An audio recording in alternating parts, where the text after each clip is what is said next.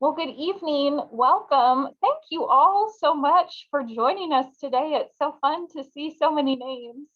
My name is Leah Frieden, and I'm the Assistant Manager of the Reference and Adult Services at the Fayetteville Public Library.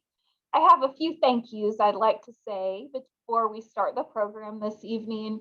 And this program is part of the 2021-2022 Walton Visiting Writer Series.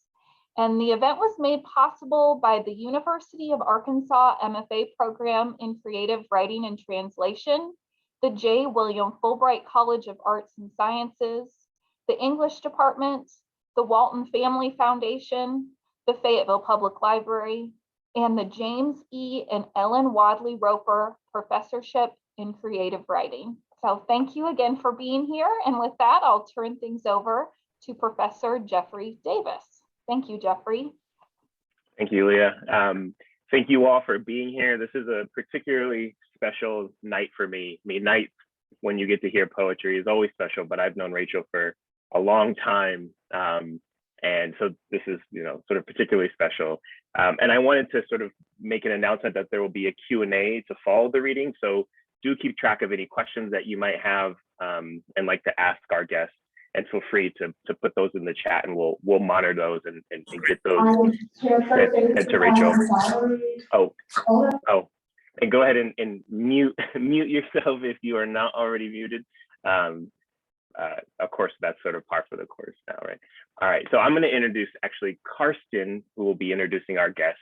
And Karsten Johnson is one of our stellar graduating MFAs, and she's a poet from Mission Viejo, California, and has worked with the Arkansas Writers in the Schools program and with the Prison Story Project, which strives to empower women and men incarcerated in Arkansas to tell their own stories through writing. Her own poetry has been published in Passages North, and her honors include being a finalist for the 2020 Indiana Review Poetry Prize and winner of the 2021 C.D. Wright Academy American Poets Prize. Karsten. Thank you, Jeffrey. So I'll just go ahead and get started. Rachel Mennies is the author of the poetry collections, the Naomi Letters, The Glad Hand of God Points Backwards, which won the Walt McDonald First-Book Prize in Poetry at Texas Tech University and was a finalist for a National Jewish Book Award, and chapbook No Silence in the Fields. Her poetry has recently been published in The Believer, Kenyon Review, American Poetry Review, and elsewhere. Rachel currently works as a freelance editor and writer and lives in Chicago with her spouse and dog. I was moved by how intimate Rachel's work is with family history. Even events that happened almost 100 years ago feel so close and palpable that, as a reader, you can almost touch them. If you look over your shoulder while reading, you might just catch a glimpse in the corner of your eye of a busy Philadelphia street, the shine of a grandfather's handmade leather shoes, or the smell of kosher meat in the supermarket. Family history and current heartache are weaved together seamlessly in her work, creating a sense that everything was and is always happening, and that family stories ripple into the present to remind us of our inheritance. In Rachel's work, the past is so close that it becomes the present, making her grief all the more unyielding. I am fascinated by the ways in which her poems assert that dreams are a way to access those she is longing for and attempt to solve for her grief. They are a way to temporarily become absorbed by memory. In the darkness of night, when we leave our bodies to sleep, our loved ones are nearest to us. In the cold of winter, when the sun hides, longing intensifies. This negative space, the absence of light, allows Rachel's poems closer access to this yearning, as it is out of this emptiness that desire is born. She writes, "If I sleep tonight, Naomi, I will hopefully see you there." I am pleased and honored to introduce this year's Walton Visiting Writer in Poetry, Rachel Mennies. Thank you so much, Karsten, and hello, everybody. It is so wonderful to get to be with you all here tonight. I am coming to you from Chicago, so same time zone, but just a bit further north. And I hope to make my way down to Fayetteville sometime in the future, and to get to meet all of you in person, especially those of you who are here as part of the MFA program or part of the University of Arkansas.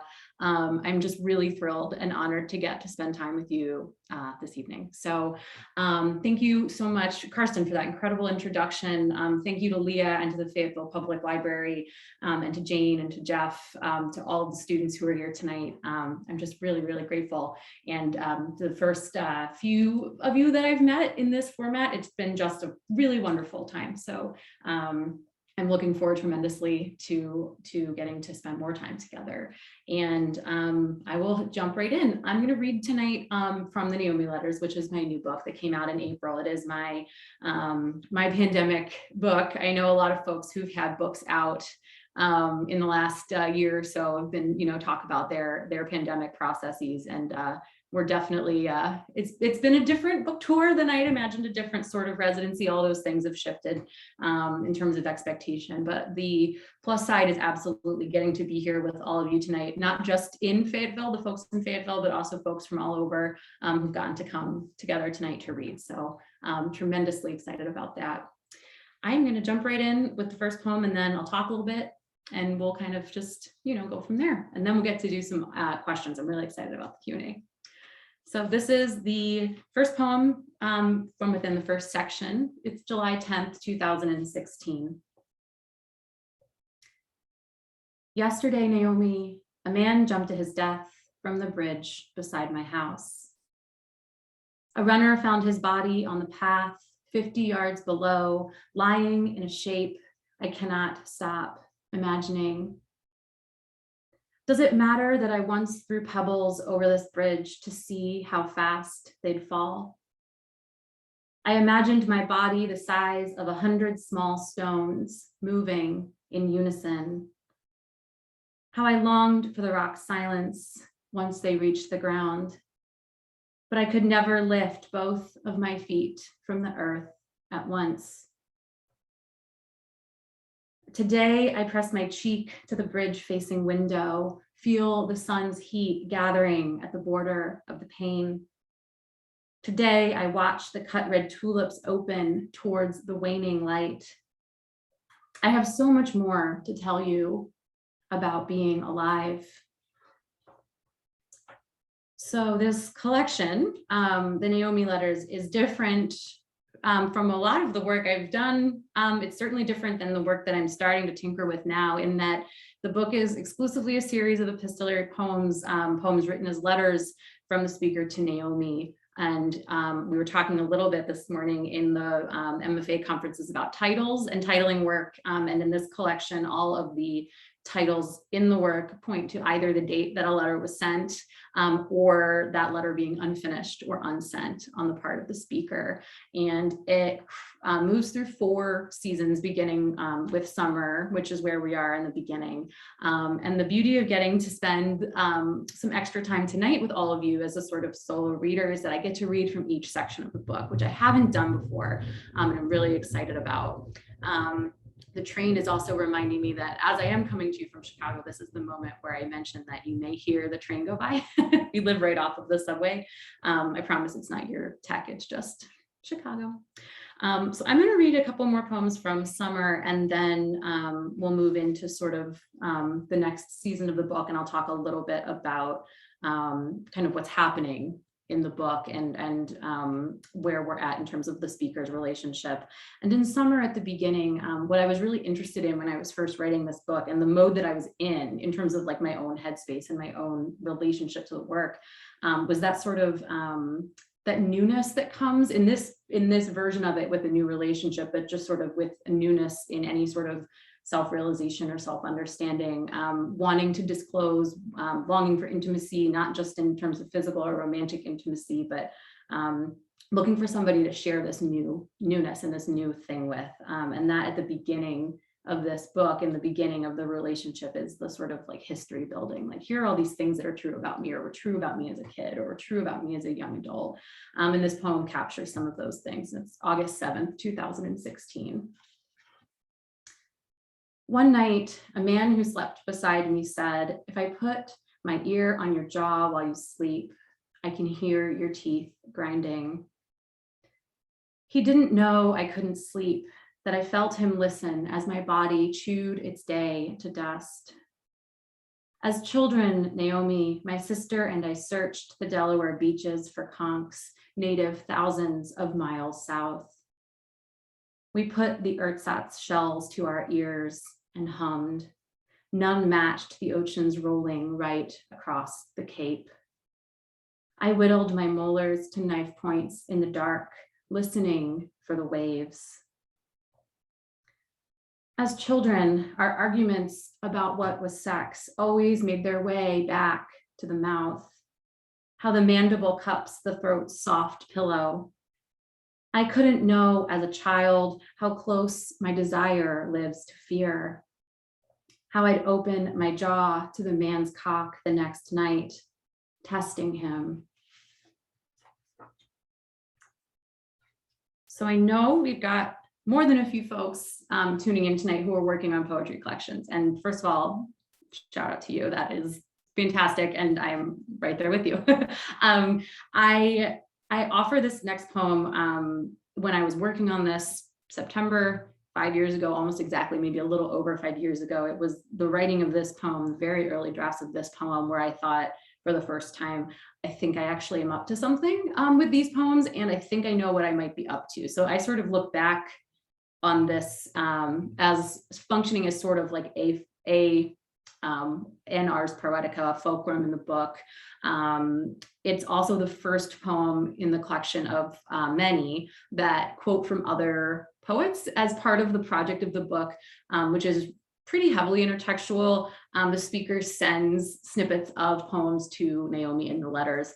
And in the book, they're italicized, and there's a works cited in the back, because I am, I'm always a good student of, of a good steward of others' work. It's a little harder to signal or parse in reading. So I'll just say at the outset here that there's some snippets in here from Sharon Olds. Dear Sharon Olds. September 5th, 2016. I want to read you a poem. Pink sky in the morning, it opens. A girl's sky. When you look at me, do you see a woman who only knows how to love a man? These were the only stories read to me. This fault too is mine alone. Slowly the trees become visible, Olds writes, and the spaces between them. This line makes me think of you, the white space in your letters. All my life, I have looked out at the world and never seen between. I clung to each tree I could touch without moving. But here you are, Naomi, and I write to you at dawn. Imagine being able to walk into the woods without fear. The black sky holds all colors close. Anything could happen. I will wait here, reading for the sun to rise, to show you what it decides.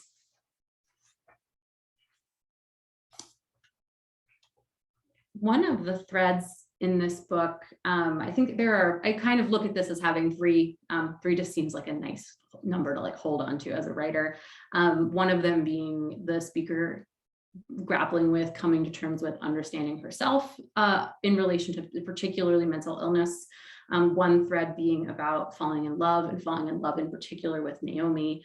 The third thread being how the speaker then sort of engages all of those forces in the world that holds her and does what it will with her. And of course, I was thinking about that pretty front of mind fall of 2016 as we approached the 2016 election. This poem in particular at the beginning captures a news clip that I remember seeing. I wrote this book when I was living in Pittsburgh, and the book is set in Pittsburgh. And this is a clip from a rally that was held somewhere outside of the city around the time that I wrote this poem. And I remember trying to figure out, what do I do with this? where does it go? And then the poem just sort of said it goes here. Here's where we put it. So this is that poem. This is September 16th, 2016. This also has a couple lines from Sharon Olds. In this body, I store all of my books. I have no room for cleverness, Naomi, no room left to be patient. On my computer, an American man at a rally screams the word cunt. I tie back my hair before I write to you. I roll up my sleeves. You've seen this man before too. We've both known him our whole lives. I ran into him once in a nightclub in Washington. Another time, 4 of him followed me to my car, the street lamp broken above us. Would you like to borrow a book? The text I reach for first describes the side view of a girl. The men still see us everywhere and they insist on seeing us, but the library is yours. Each of its creased pages is yours.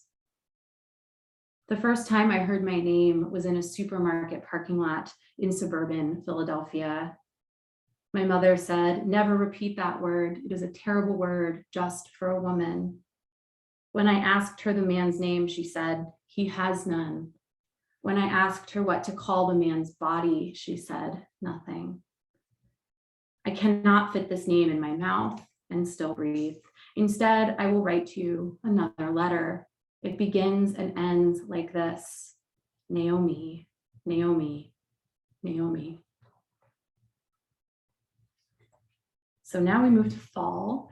And this particular poem, which is not that far on the calendar, 5 years ago from today, marks what was 5 years ago, the end of the Days of Awe, Yamim Noraim in Hebrew, which is the 10-day period during the high holidays between the New Year, Rosh Hashanah, and Yom Kippur, which is the Day of Atonement. And we just had that a couple weeks ago this year. And I was thinking a lot when I wrote this poem about what it means to atone annually instead of piecemeal or instead of after each transgression, like maybe some other religions sort of focus on. And that's something that I was trying to think about in the sort of summoning of images for this poem. So this is October 2nd, 2016. I had never atoned for anything before these days of awe. When the dog brought the dead bird to the door, I buried it without examination. I offered it no Kaddish.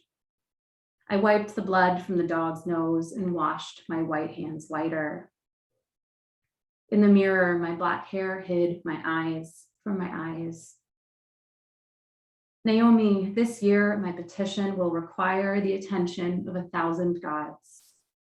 This year, I must add, I tried to die to the list and listen as the one God writes it down. How must I look to him as each confession opens its wings to life under the soil? The frost gathers on the ground at dusk now, hardening the earth. Yamim Noraim falls late this year. If our God brings me a new body, I must tend it until spring. Those of us with dogs, shout out to the dogs for the dead animals that end up in poems. October 21st, 2016. I spent last night in the kitchen sharpening knives. They're the only weapons I keep in my home. Using them once brought me comfort, Naomi, the steel and palm rocking over the stalks, dividing carrot from top. Last year, there was another night I spent alone in the kitchen. I intuited my way around each dark shape. I reached for the heaviest knife first, the one I used to cleave the chicken's back, the onion skull. Thief, writes Sexton when she hears of Plath's suicide. What did you stand by? Just how did you lie down into? Like her, I longed for night's recipe, the way my mother wrote in the margins, you learn where to find the roaster's spine first by touch. I lifted the steel just for a moment. I felt my hand returning it to the clock, unworked. My white arm flashing in the night as it searched for the door. I see now we store him up year after year, Sexton writes, old suicides. Last night, Naomi, I told the heaviest knife, I forgive you. I said it 100 times, once for each strike against the sharpening rod. Later, I slipped the brightened blade under my pillow. I slept like the dead until dawn. So in the conferences that I got to have today, one of the things that I talked about with a few folks was when you're incorporating historical, biographical narrative facts or truths or details into a poem, how does that poem work as a standalone poem, and how does it work across a series? What does it mean to have information maybe being held in one poem that you need to understand something later, and vice versa, right? That sometimes you encounter something at the end of a collection that is refers back or repeats something earlier. What does that mean for our standalone poems if they're so intricately connected, or maybe even dependent on one another in a collection? And I was thinking about that conversation or conversations this afternoon when I was finalizing the list of things to read tonight, because I have this triptych, this little 3-poem set in fall, the next 3 poems that I'm going to read from the collection. They're not designated in the book as a set. They just, it's kind of along those lines, like one of those moments in the book where getting them one after the other does something different than getting them one at a time in isolation. And what happens in this series, beginning with November 10th, 2016, the historical info there, right, is that's the morning that we woke up after the 2016 election. The 2 poems that follow that one are the 3 poems that I wrote on that date and after. And I think that together they capture something that feels so deeply resonant to the way I understood my reaction at that time, which was like intergenerational trauma, terror, fear for the future, internal fear, chaos in the brain, mental illness reaction, and then wait, I'm still a human in a body that can experience pleasure and also has to go to work and get on the bus. And how do I be all of those things at the same time? And what does it mean to be a human on the planet that must negotiate back and forth, internal, external, body, mind, political, domestic, and those are also kind of false, as in dichotomies, but I offer all of that just to say I'm going to read these 3 in a row, and hopefully it'll sort of illustrate this sort of sometimes how hard it is to answer that question. I'll start with November 10th, 2016. I wonder if my great-grandfather pulled the glass from his storefront out of his shoe, if he stood for a while in front of the swastikas unfurling on Kronenstrasse. I'd have left the shards of my home in my heel, Naomi. I'd have saved them for later, in case of. Of course, my great-grandfather could not linger there or mourn. Berlin continued, the untouched stores open beside the piles of glass. Naomi, I'd thought we'd escaped it. The children at play, writes Amichai, are my children, and the life, my life. Are you safe where you are? Where are you, Naomi? I have imagined your death. I keep imagining it this morning.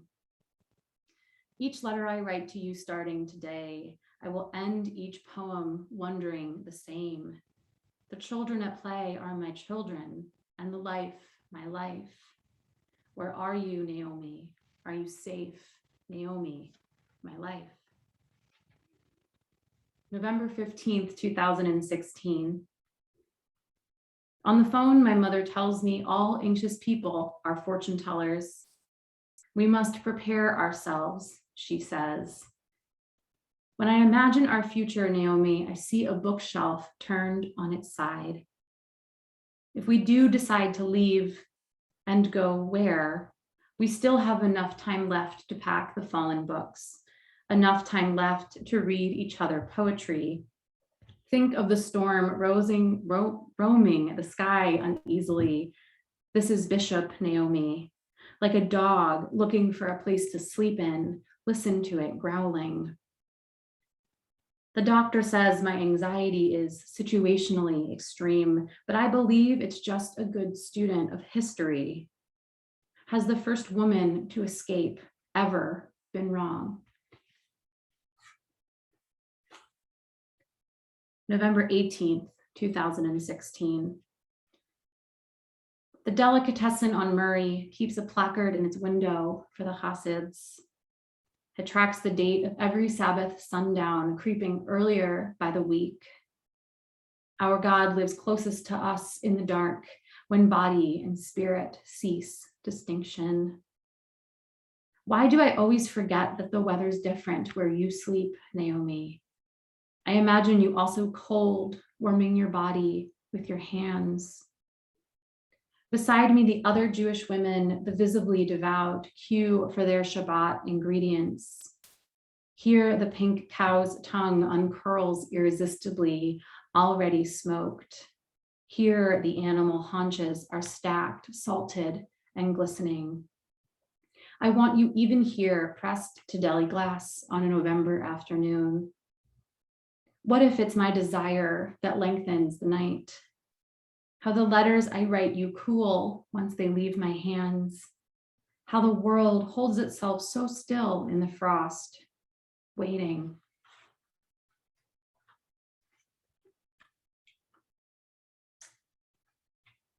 I'm gonna jump us to winter. So we're moving from fall to winter. We're skipping, there is December in this book. We're jumping into January. And in this series of poems, by the time we get to this section of the book, I think that there's definitely a palpable shift, and some of the poems that I skipped over connect to that, in that there is a cooling, there is a recursiveness, there is a questioning. The newness has worn off.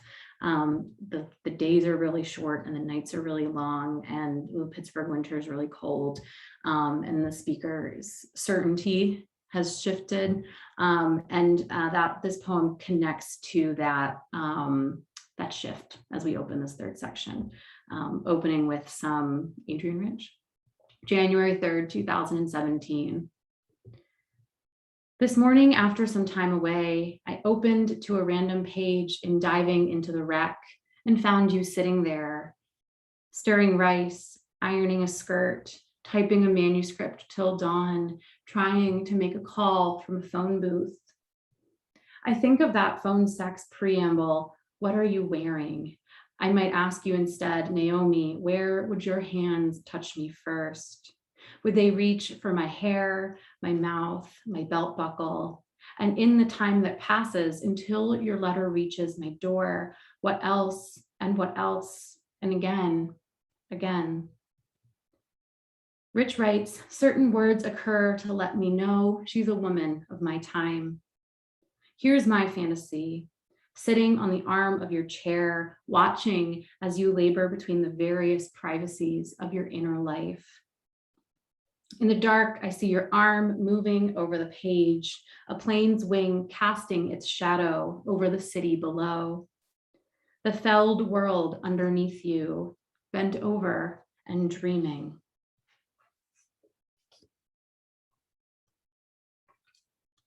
This poem, like so many of the others in this collection, was written the morning after a night of insomnia. And I think you can really feel it in this one. But it's a space that I've gotten pretty used to writing from. And while it is obviously not great day to day, it can actually be a pretty taut space for writing poetry for whatever reason.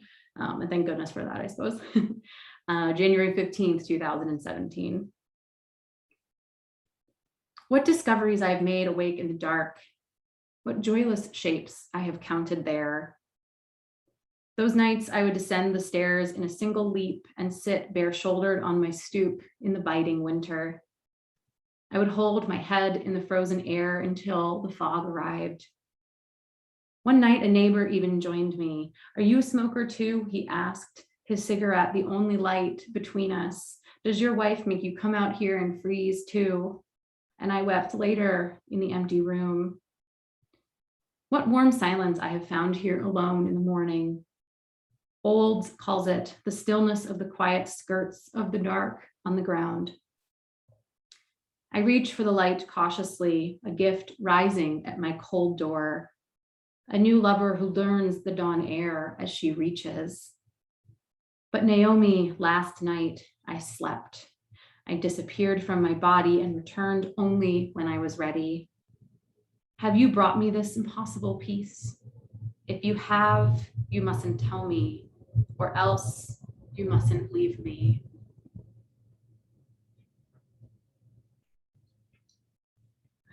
And from January to March, I'm reading this poem tonight because I talked with a couple of folks today about surrealism in poetry drafts and dream spaces, and how surreal do we keep the reader in that world, and do we tell them it's a dream? And I was thinking about all that as I was putting together my list, because I realized that I've approached this differently in different poems. So this is the one, I think, in the book that kind of gets directly into dream space. And like so many of the dreams that I have, it involves my dog. So the dog's in this poem again. Got a lot of dogs in this book. March 1st, 2017. I dreamt that you died last night, Naomi. At your funeral, the mourners ate peeled oranges out of plastic bags and stood over your grave, and I wept, my mouth full of pith. Without you, I began to relearn the life I must live in your absence. I walked the dog twice around the block, following the mail carrier until he reached the house with nothing from you. I opened a book and read Luzia's lines. A life without pain is an unpicked fruit. In an empty house until I believed your absence brought my life intention. It grew easy enough after a time because I came to understand that you had not chosen to leave me. I could become someone new, standing in the footprints left by grief. All right, almost there. I'm going to read 3 more poems, and they come from spring. So this is the final section of the book. And in spring, in this final sort of corner of the collection, some of these threads, especially the one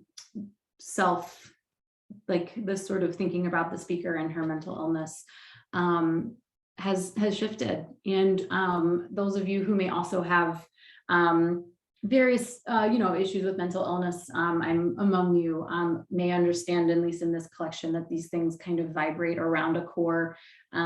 It's never, for me at least, been a linear path from one point to another.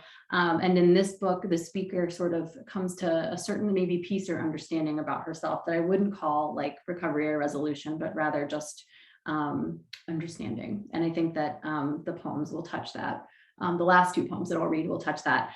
This one I'm reading, again, for the wonderful folks tonight here that are our writing students, our MFA and undergrad students, because I just straight up stole a piece of advice that I got from a writing teacher a long time ago and put it in this poem. And it's a piece of advice that I think holds a lot of power for poetry writing, but also has some really different and important, I think, but also kind of just like head scratchy ramifications if we put the advice in other contexts, which is what this poem tries to do.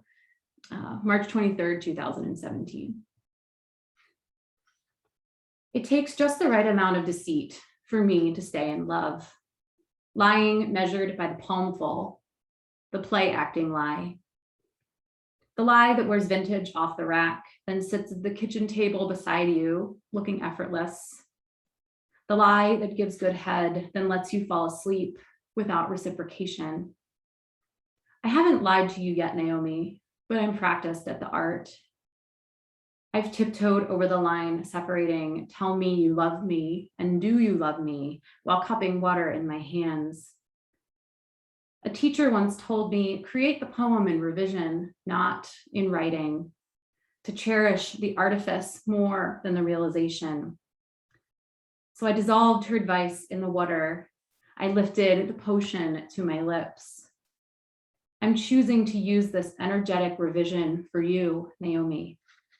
I'm choosing it for you.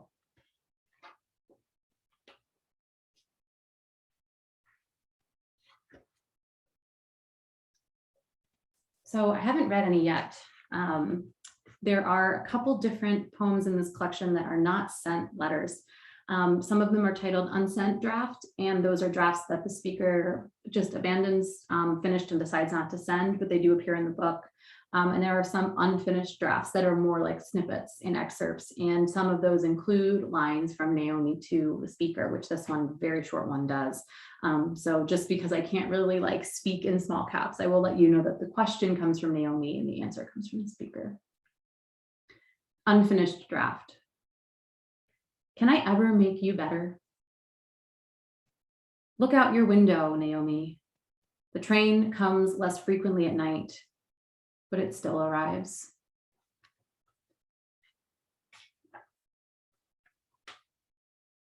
June 5th, 2017. I imagine you feeling the heat on your shoulder as you leave your apartment. Maybe you touch the spot where the sun warms you 2 inches above and to the left of your clavicle. My neighbors planted their tulips in March. I don't know why I didn't tell you. And this week the buds opened wide, became another sort of flower entirely. In the afternoons, the humid air splits and it rains and rains. I can see the bridge in the distance from my window, the steam rising from the park underneath, but the obscuring trees swell thicker with the changing season as each day passes. Soon, all I will see is green. On the other side of the window, the poem today says, I don't wonder where you are anymore. My Naomi, you're right. It's time for me to go outside. So I'm going to end the reading tonight with the last poem in the book, the very, very last poem in the book, which lives outside of the 4 sections in its own spring section, all alone at the end. It is set just about 9 months after the last poem that I just read. And I think the only narrative-y thing that would be good to know is in this poem, the MFA is the Museum of Fine Arts in Boston, and not the, for example, Master of Fine Arts in poetry. It's the place, not the degree. And then we'll get to some questions, which I cannot wait for. March 27th, 2018. I am learning to treat my beating heart as if it belonged to another, as if it still belonged to you, Naomi. I am learning to love equally the dead flowers in the vase and the ones I've just planted, wet with new life. The dress I wore to my grandfather's funeral, the one who wept once in his life, just once, now wrinkles in a drawer. Everything inside of me has changed, and everything outside of me has changed. I just returned from a week in Boston. My sister and I stood in front of Escher at the MFA and counted each incremental tessellation. I imagined my hands tracing the woodcut shapes of the metamorphosis too, as if touch could solve this puzzle of loving the space between a thing and a thing. I hovered my thumbs over a half geometry, half animal grade in its remaking, a rounding cube, an unfeathering dove. Here the print, like our love, both begins and ends with a word, which means the word will remain in each shape's body forever. The wasp turned to water, the turret turned to rook. The woman, you turned to light, to shadow, and back, at last, to light. Thanks, everyone. Let's do some questions, and I'll give some answers. Wonderful. Thank you so much for that reading. I can't see my like applause thing, so I'm that's where's the like applause at any case. so I have so many questions, and I guess I'm going to try not to hog the mic. But as you were reading, I was sort of wondering first about if you could talk more about the epistolary mode, right? So, and I wonder, and it's kind of like a two-part question, and one of them is in writing a book length of poetry or of epistolary forms, did your understanding of what the epistolary mode is or affords, or the limits and the opportunities, did that change and evolve over it? And then the kind of second part of that question is thinking about at least like my notions of the epistolary in terms of being about a moment in time, and whatever that, you know, longing or missing, or all the kinds of reports from a moment in time, did that present certain challenges in the revision process, that, you know, or did you find that the epistolary form wasn't wholly different than poems in their relationships to time and timelessness?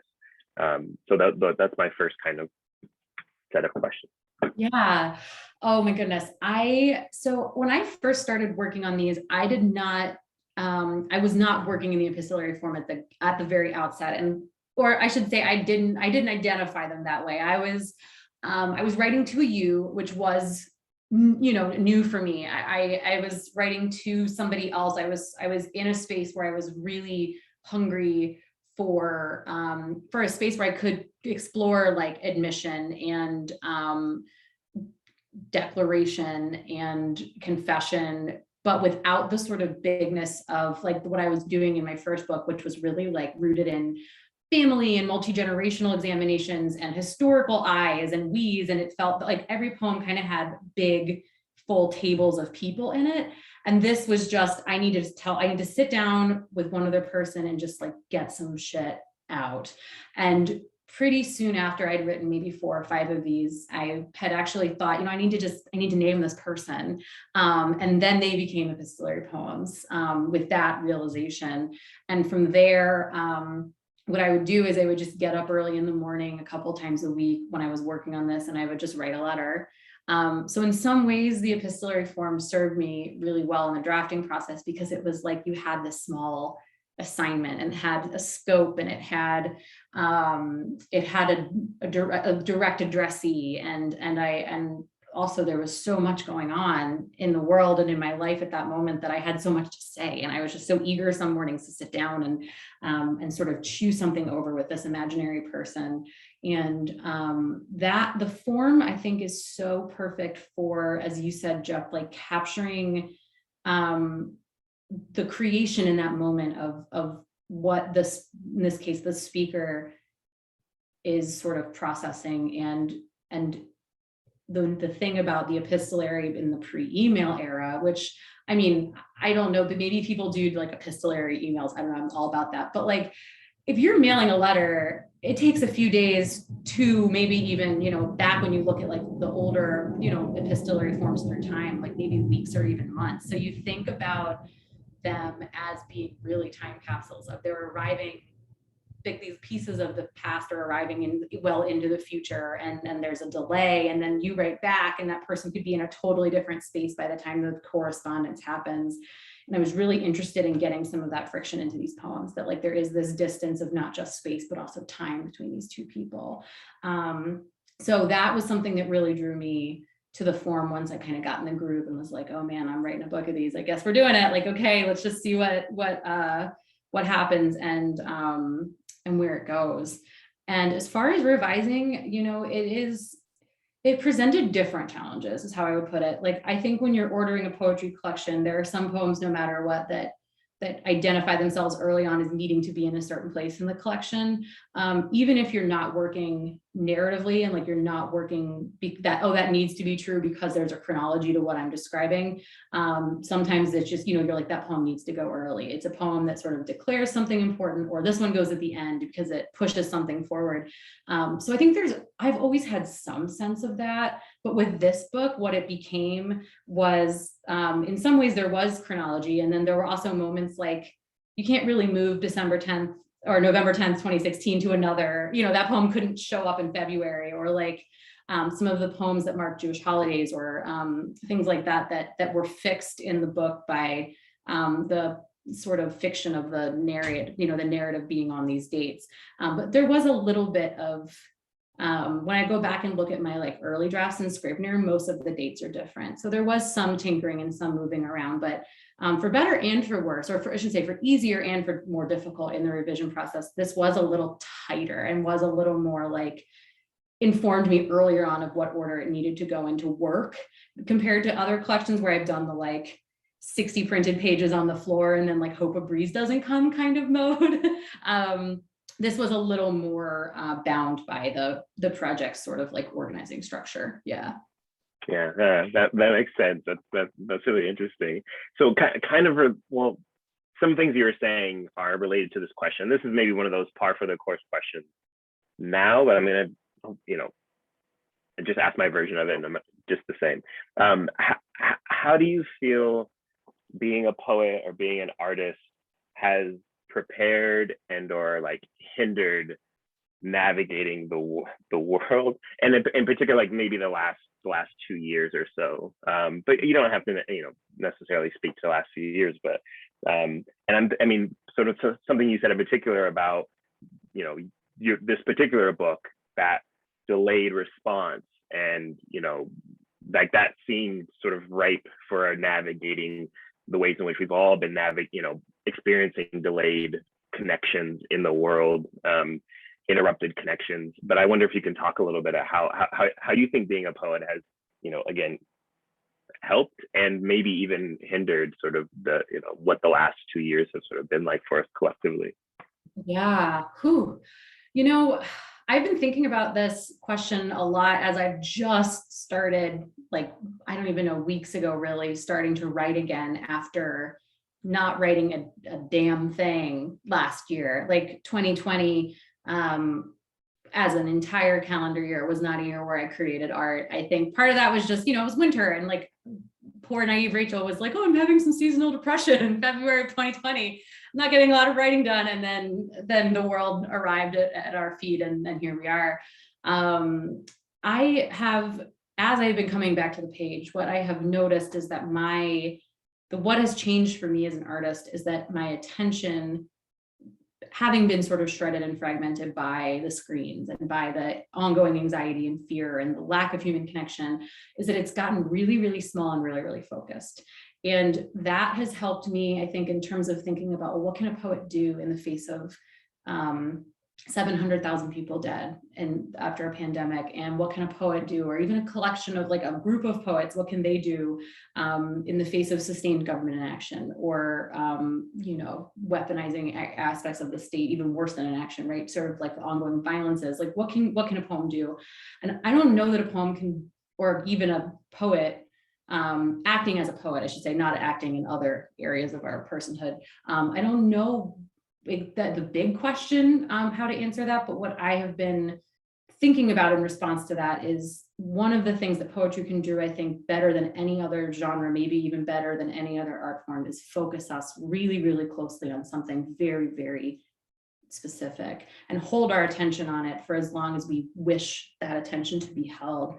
And so I've been thinking in the poems I've been working on now, which have been a lot newly about the pandemic and about our experiences in our house. I have a spouse who's a frontline healthcare worker, so the stories that he comes home with, and trying to be like, well, I'm going to just try to write a poem that's just about one interaction at the hospital, or I'm going to write about just like one thing that we talked about when he got home, or one thing I noticed on a walk that I took after I found out that my cousin had passed away. Like, I'm just I don't know if I can rise to that, the enormity of our moment with enormity, but I think what I'm trying to figure out is whether or not I can draw that bigness into something maybe more concentrated and really, really, really small, and see if that works. I'm not sure.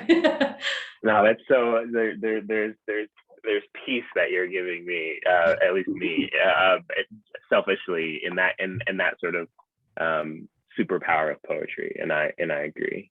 I'm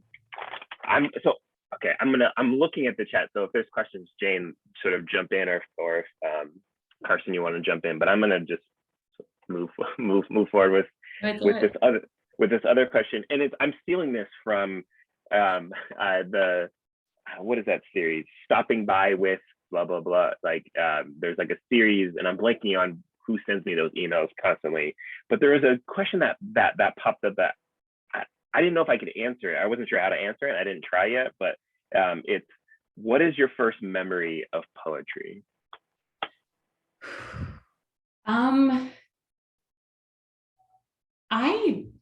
I think that when I was doing early writing, like kindergarten writing, I was writing poetry. And I have some evidence to back that up in that my mom, who I believe my parents are watching, are like excellent amateur, like letter librarians of all of the art and writing that we created as children. So we have, the Tupperwares in the basement of the like early works of me and my two sisters.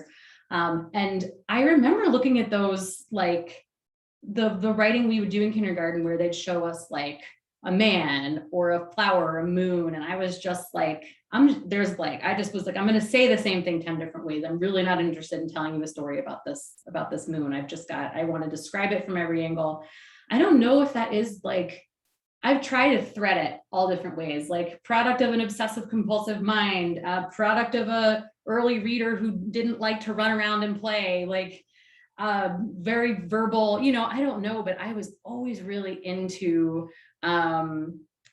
work that made me slow down. And I think poetry always did that. I do know, I'm pretty sure the first poem I ever published was on a bookmark at the local public library in my town growing up, back in the Philly suburbs. So I have very big love for that. But I need to think more about that question from like an existential area. Like when I sort of realized that what my brain was doing or engaging with was poetry, I need to think on that more. But I love that question. Yeah. Think about it for hours. Yeah. I think that's what. Yeah, Jeff. Thank you, Kava. Like it's from the Poetry Society series. They have this stopping by with, and there's a bunch of interviews, and they ask the same questions, and that was one of those.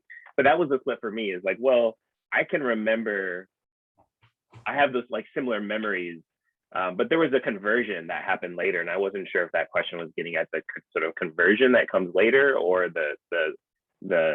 my own parents' version, which they have the archive to prove that poetry happens before I accepted it, and so that's it sounds like you have a similar sort of question there. So we have a question here. Someone's asking, who is Naomi? Oh, every time I get this question, sometimes I like to answer it differently every time, but I'll give you the like honest writer answer, which is that Naomi is a composite fiction, is how I've been describing her. She is not a real person that's walking around out in the world with a social security number, right? This is not like a transcription of a real lived relationship. But Naomi represents to me, and was certainly based on and drawn from past relationships of mine, but also if there's a few specific people I can think of whom I will because sometimes you steal from somebody else's life, we can keep that private, but that I sort of was thinking of in terms of basing on or imagining this person. But in the beginning, as I mentioned earlier, she was a safe spot. She wasn't really a person. She was a you in the poem. She wasn't yet like this real person that I created for the speaker to fall in love with and talk to. It was just she began as the second person pronoun that I wasn't sure who it covered, and that's kind of who she grew into. Yeah. So this is your second book, right? And I wonder what finishing book two taught you about. This is going to seem like a weird question, but it's the only way I know to ask it. Taught you about writing the first book, like ways in which writing a second book either clarified some, things that were happening in the first book after having finished the second book. And then partly I'm thinking about, so often as a teacher, I'm really, really terrified by the amnesia of just time in the game, right? And it makes you lose traction with like what it was like to be in a different position in the classroom, and you want to, I think, ideally hold on to the stakes and the traction on all the kind of positions in a classroom. I think the same thing can happen with writers too, and so I'm just wondering if there's a kind of way in which you've been able to have the second book cast light back on what it was really like to write a first book. Not to kind of, solve for that uncertainty or the question mark that's always a part of the process, but are there things that you came away thinking, oh, okay, now I think I have an ear for what was happening with that first book? Yeah, well, the big difference for me between the two, and I think this will be resonant for a lot of folks, I think this was your experience, Jeff, definitely may hopefully be true for a lot of the MFA students in here, which is that book one came out of a very specific set of circumstances, which was that my MFA thesis was the sort of like primordial ooze out of which the glad hand of God points backwards emerged. So it wasn't, I was talking about this a little bit earlier with some of the, in some of our workshop conversations. It wasn't like I got that document signed and I graduated and that got bound and put into a book. It had about 2 years of work afterwards. But the big difference for me is the first book was created with all of that support, and also a lot of multiplicity of voices, a lot of different people touching the poems that didn't always agree. And I was a newer writer, and I was so much more reliant back then on that. I needed that feedback a lot more to sort of get to my own vision. And I don't think I really saw that until the reality hit me after I finished that book and after it was published and it came out, that you only really get to create one book that way. Maybe you can just keep going back to graduate school, and I did belong to a phenomenal community writing workshop in Pittsburgh when I lived there. But there is nothing like the structure and time that a full-time program gives you. So the big realization was like, all right, you're going to write tomorrow? Like, you're going to write another book? Well, it looks like you sitting down and writing another book, and you just have to do it. And I think once I got back in the groove and started working on it, I then realized, kind of like you said, looking back on the first book, that actually a lot of those people are still there and are interested and want to help you with the first book. It just has to begin on your own steam in a way that's a little different than when you're working on it in a program. I also knew after my first book came out that I couldn't stay at that press. So that while that was stressful for sure, it was the Texas Tech University Press only publishes this first book poetry series. So there was only the one opportunity for me as a poet there. But it also felt kind of freeing because it meant that I could really, and this book is a big swing, it's a big formal difference from my first book. So I felt like that gave me, weird way, the lack of security actually gave me some freedom to be like, well, you can really kind of go somewhere totally different for this book because there's no expectation from somebody that it's going to be a certain way.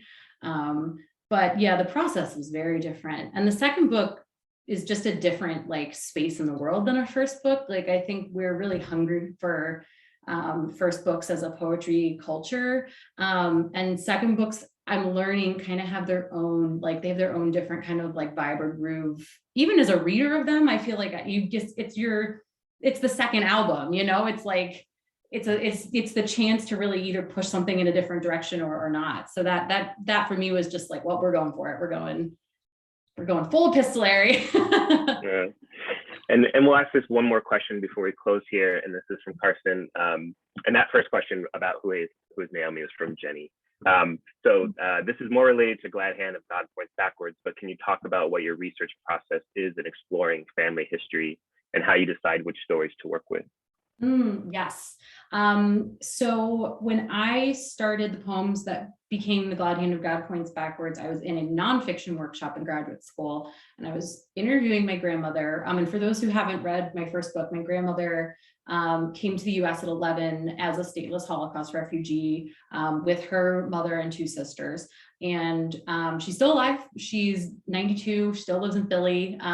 She's a phenomenal human being. And when I was interviewing her for the project back in 2008, I was really struggling because she, not for any dementia issue or anything like that, she is 120% here, but just, this happened in the 1930s. She was 11 when she came over. So I was getting stories differently from her each time I talked to her. And I'm sitting in a nonfiction class in particular with a professor who had a journalism background and was like, you can't tell the story two different ways. What is this? And same issue when I would go down a generation and talk to my dad or my uncles or my aunts or her sisters. It was everyone just kind of had a different piece of the history. And going back there to Berlin, I was able to have certain experiences, but wasn't able to get like archival information or anything really beyond, you know, doing interviews and recording them on my iPhone. And it wasn't until I got a little further in the program and was like, the way for me to write this book and to include all of the conflicting and possibly even like some of the things that may be fabrications along with the truth is to do it in poetry, where there's space for all of that on the page in a way that like the fact-checked memoir just couldn't really quite make it fit. So I would say because I went that way, I wasn't as bound by, like, I wasn't setting out to do like a historical, you know, genealogical research. I was sort of looking to fill in the pieces of the family story that I didn't have. And also just to get her voice on record, as, you know, to be able to play it for like future generations. You know, I think a lot about the fact that like, if she's 92 and she was 11 in 1939, like there's not going to be too many folks left that have living memory of this, of the Holocaust. So I did feel a drive to do that, but I'm certainly not a like an archival researcher. So I felt very much like I needed there's a line in the Glad Hand about the truth and the lies together. And that was kind of my process was I want all of it, and I want it as I got it. And I don't necessarily want it to be the way that it may have happened. I want it the way that I got it from my grandmother. And so that's, if I would say that if you're going to do this with your own family, whatever it is that, definitely do some recording with consent, but also be prepared for some wild journeys. It was a cool experience, but and it keeps coming back too. There's some one of the poems I read tonight was about my great grandfather's tailor shop, which was destroyed on Kristallnacht.